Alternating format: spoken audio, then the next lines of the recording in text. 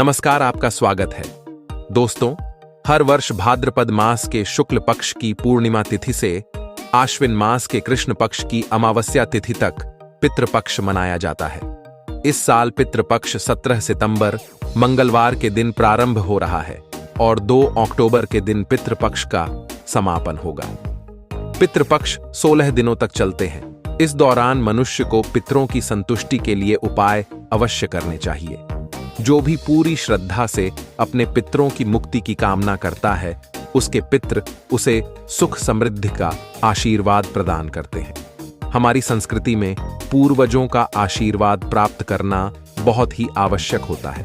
पितरों के आशीर्वाद के बिना मनुष्य का कोई भी कार्य सफल नहीं होता है। जो पितरों का श्राद्ध नहीं करता है, उसका कुल नष्ट हो जाता है, और जो अपने पितरों का श्राद्ध तथा तर्पण करता है, वह संसार के सभी सुखों को प्राप्त करता है।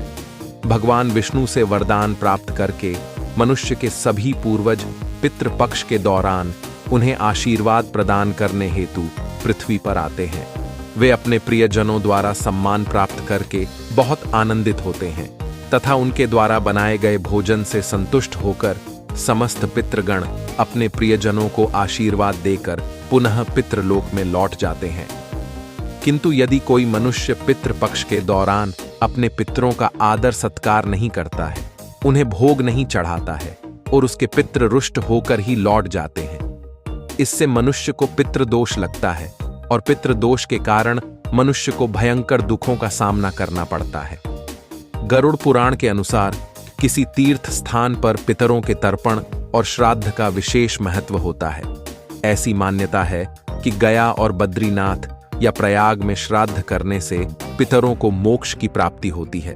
इसके अलावा जिन लोगों को विशेष स्थान पर श्राद्ध करना संभव नहीं है, वह घर के किसी भी पवित्र स्थान पर कर सकते हैं।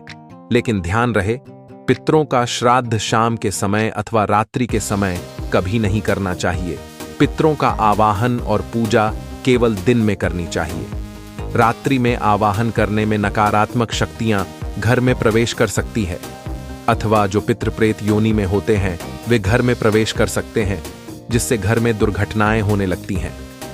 दोस्तों, अगर आप इस चैनल पर नए हैं तो इसे सब्सक्राइब जरूर करें, कमेंट में जय श्री कृष्ण अवश्य लिखें, साथ ही वीडियो को लाइक जरूर करें। आइए जान लेते हैं गरुड़ पुराण के अनुसार मनुष्य को अपने पितरों को प्रसन्न करने के लिए कौन से महत्वपूर्ण उपाय करने चाहिए। सबसे पहला उपाय, पितृपक्ष के दिनों में लोग मृत आत्माओं का आवाहन करते हैं, जिस कारण से पितरों के साथ अन्य प्रेत आत्माएं भी घर में प्रवेश करने का प्रयास करती है। ये प्रेत आत्माएं घर में भयंकर शोक की स्थिति निर्माण कर सकती है। इसीलिए पितृपक्ष में अपने घर के मुख्य द्वार के सामने जल का छिड़काव करें। इससे पितृगण अत्यंत संतुष्ट होते हैं और नकारात्मक शक्तियां घर में प्रवेश नहीं कर पाएंगी। दूसरा उपाय, पितृपक्ष में पितरों की संतुष्टि के लिए भोजन बनाया जाता है, लेकिन कुछ लोग इस भोजन को केवल पितरों की तस्वीर के सामने रख देते हैं। पितृ इस भोजन को ग्रहण नहीं कर पाते, इसीलिए आप थोड़ा सा भोजन गौमाता को, कुत्ते को अथवा कौवे को अवश्य खिलाएं, जिससे यह भोजन आपके पितरों को प्राप्त हो सके। तीसरा उपाय, पितृपक्ष में पितरों को प्रसन्न करने के लिए उनकी तस्वीर के सामने शुद्ध घी का दीपक अवश्य जलाएं और अपनी भूल के लिए क्षमा मांगकर उनका आवाहन करें। आपके पितृदेव आपकी सभी गलतियों को माफ करके आपको आशीर्वाद प्रदान करेंगे। चौथा उपाय, यदि आप किसी कारणवश पितृपक्ष में श्राद्ध आदि कर्म न कर पाए, तो पितृपक्ष में दक्षिण दिशा में पितरों के लिए एक दीपक जलाएं, गौमाता को रोटी खिलाएं और आप जिस किसी भी स्थान पर मौजूद हो, दक्षिण दिशा में मुख करके अपने पितरों से क्षमा मांग लें। पांचवा उपाय, भगवान श्री कृष्ण कहते हैं, जो मनुष्य अपने मृत परिजनों के लिए तिल का दान करता है, वह समस्त पापों से मुक्त होकर वैकुंठ में जाता है। इसीलिए अपने पितरों का आशीर्वाद पाने के लिए आप पितृपक्ष में तिल का दान अवश्य करें।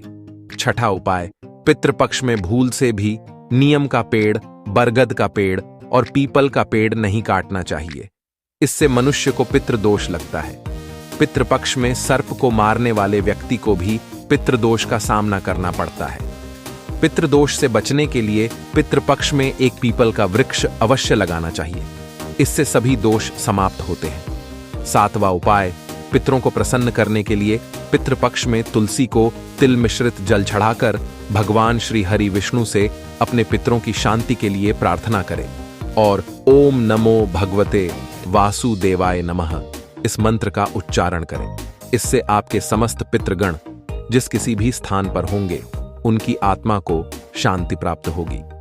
8वां उपाय, यदि आपको आपके पितरों की मृत्यु की तिथि पता नहीं है तो आपको पितरों के लिए सर्वपितृ अमावस्या के दिन श्राद्ध कर्म करने चाहिए। सर्वपितृ अमावस्या को पीपल के पेड़ में काले तिल, सफेद फूल तथा चंदन चढ़ाने से पितृदेव संतुष्ट होते हैं। आइए अब जानते हैं गरुड़ पुराण के अनुसार ऐसे वह कौन से व्यंजन है जो आपको पितरों के लिए बनाने चाहिए। सबसे पहले है दूध और चीनी से बनी खीर। पितरों के लिए अगर आप बहुत सारे व्यंजन ना बना पाए या आपकी परिस्थिति इस अनुकूल ना हो तो पितरों की तृप्ति के लिए आपको दूध और चीनी से बनी खीर अवश्य बनानी चाहिए, जिसमें सूखे मेवे डालकर पितरों को भोग चढ़ाएं। इस व्यंजन से उन्हें सबसे ज्यादा आनंद मिलता है और वे प्रसन्न होकर ही आपके द्वार से लौटते हैं। दूसरी चीज है कद्दू की सब्जी। गरुड़ पुराण के अनुसार कद्दू की सब्जी पितरों को अधिक प्रिय होती है। कद्दू को सात्विक व्यंजन माना जाता है जो श्राद्ध और प्रसाद में अक्सर परोसा जाता है। अगर आप भी श्राद्ध का भोजन बना रहे हैं तो कद्दू की सब्जी अवश्य बनाएं और पितरों का आवाहन करते हुए उन्हें अर्पण करें। तीसरी चीज है शुद्ध घी की रोटी। पितृपक्ष में पितरों के लिए शुद्ध घी से बनी रोटी अवश्य बनाएं और पितरों को याद करते हुए एक रोटी कौवे को और 2 छोटी रोटियां बनाकर गाय और कुत्ते को खिलाएं। इससे आपके पितृगण जिस भी रूप में धरती पर उपस्थित होंगे वे तृप्त होकर आपको अवश्य आशीर्वाद देंगे। चौथी चीज है पीली मूंग दाल और सफेद उड़द दाल। इन 2 दालों का उल्लेख गरुड़ पुराण में खास तौर पर किया गया है, जिसमें इन 2 दालों से बनने वाले व्यंजन चाहे वो मीठे हों या नमकीन अवश्य ही पितरों के लिए बनाने चाहिए। अगर आप उनकी श्राद्ध तिथि पर इस व्यंजन को बनाते हैं तो आपके पितृगण अत्यंत संतुष्ट होंगे। इसके अलावा गेहूं से बनी पूरी, मीठी गुड़ की रोटी, मीठे केसर वाले चावल, काले चने और बेसन से बनी चीजें भी पितरों के लिए बनाई जाए तो पितृ प्रसन्न होकर उन्हें ग्रहण करते हैं। आइए अब जानते हैं भोजन कैसे बनाना चाहिए। जैसे हम ईश्वर का भोग बनाते समय उस भोजन को नहीं छकते अथवा उसे झूठा नहीं करते हैं, ठीक उसी प्रकार से हमें पितरों का भोजन भी उन्हें अर्पण करने से पहले झूठा नहीं करना चाहिए। भोजन बनाने से पहले आपको पूरी तरह से शुद्ध होना चाहिए। बिना स्नान किए आपको पितरों का भोजन नहीं बनाना चाहिए और जो स्त्री मासिक धर्म में हो उस वक्त भी उन्हें पितरों के भोजन को नहीं बनाना चाहिए। ऐसा भोजन पितृ स्वीकार नहीं करते हैं। पितृ भोजन बनाने से पहले रसोई घर को गंगा जल से स्वच्छ कर लेना चाहिए और यदि गंगा जल ना हो तो साधारण जल छिड़क कर पहले स्वच्छ कर लेना चाहिए। उसके बाद ही भोजन बनाना चाहिए। भोजन बनाने से पूर्व इस मंत्र का जाप अवश्य करें, ओम पितृदेवाय नमः। आइए अब जानते हैं पितरों को किस प्रकार का भोजन नहीं चढ़ाना चाहिए। सबसे पहली बात, कई लोग मानते हैं कि उनके पितरों को मांसाहार भोजन पसंद था तो उन्हें पितृ श्राद्ध पर मांसाहार बनाकर खिलाना चाहिए, किंतु ऐसा करना अनिष्टकारक हो सकता है। जब आपके पूर्वज पितृलोक में प्रवेश करते हैं तो उनका भोजन सात्विक बन जाता है। इसीलिए पितरों के लिए केवल सात्विक भोजन ही बनाएं। तामसिक व्यंजन जैसे प्याज, अदरक और लहसुन आदि का प्रयोग भी श्राद्ध भोजन में नहीं करना चाहिए। ऐसा भोजन पितृदेव स्वीकार नहीं करते हैं। पितृपक्ष के दौरान कभी किसी बुजुर्ग का अपमान नहीं करना चाहिए। इससे हमारे पितृ रूठ जाते हैं और हम उनके आशीर्वाद से वंचित रह जाते हैं।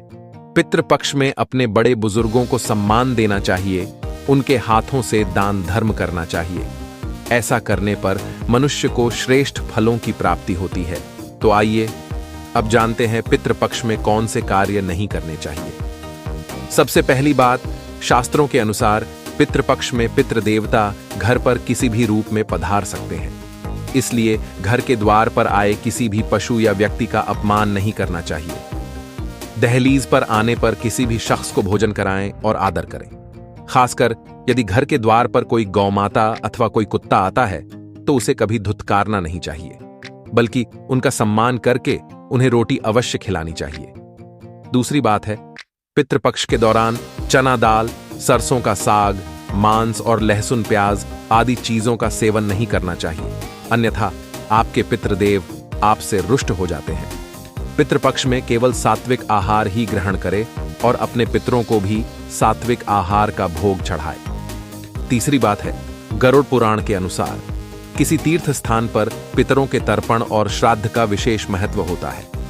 ऐसी मान्यता है कि गया और बद्रीनाथ या प्रयाग में श्राद्ध करने से पितरों को मोक्ष की प्राप्ति होती है। इसके अलावा जिन लोगों को विशेष स्थान पर श्राद्ध करना संभव नहीं है, वह घर के किसी भी पवित्र स्थान पर कर सकते हैं। लेकिन ध्यान रहे, पितरों का श्राद्ध शाम के समय अथवा रात्रि के समय कभी नहीं करना चाहिए। पितरों का आवाहन और पूजा केवल दिन में करनी चाहिए। रात्रि में आवाहन करने में नकारात्मक शक्तियां घर में प्रवेश कर सकती है, अथवा जो पितृ प्रेत योनि में होते हैं वे घर में प्रवेश कर सकते हैं, जिससे घर में दुर्घटनाएं होने लगती हैं। चौथी बात, पितृपक्ष में कर्मकांड करने वाले व्यक्ति को बाल और नाखून काटने की मनाही होती है। इसके अलावा उसे दाढ़ी भी नहीं कटवानी चाहिए। पांचवी बात है, पितृपक्ष के दौरान कभी किसी बुजुर्ग का अपमान नहीं करना चाहिए। इससे हमारे पितृ रूठ जाते हैं और हम उनके आशीर्वाद से वंचित रह जाते हैं। पितृपक्ष में अपने बड़े बुजुर्गों को सम्मान देना चाहिए, उनके हाथों से दान धर्म करना चाहिए। ऐसा करने पर मनुष्य को श्रेष्ठ फलों की प्राप्ति होती है। छठी बात है, जो व्यक्ति पितरों का श्राद्ध करता है अथवा पितरों की पूजा करता है, उसे भूल से भी उस दिन व्यसन नहीं करना चाहिए, अर्थात शराब आदि नशे से दूर रहकर ही पितरों की पूजा करनी चाहिए। नशे की अवस्था में पितरों का श्राद्ध करने पर पितृदेव हमसे रुष्ट हो जाते हैं और आशीर्वाद दिए बिना ही लौट जाते हैं। तो इस प्रकार से अपने पितरों की पूजा करके आप उनका आशीर्वाद प्राप्त कर सकते हैं। उम्मीद है आपको यह जानकारी अच्छी लगी होगी। वीडियो को लाइक जरूर करें और कमेंट में जय पितृदेव और जय श्री कृष्ण अवश्य लिखें। साथ ही चैनल को सब्सक्राइब करें।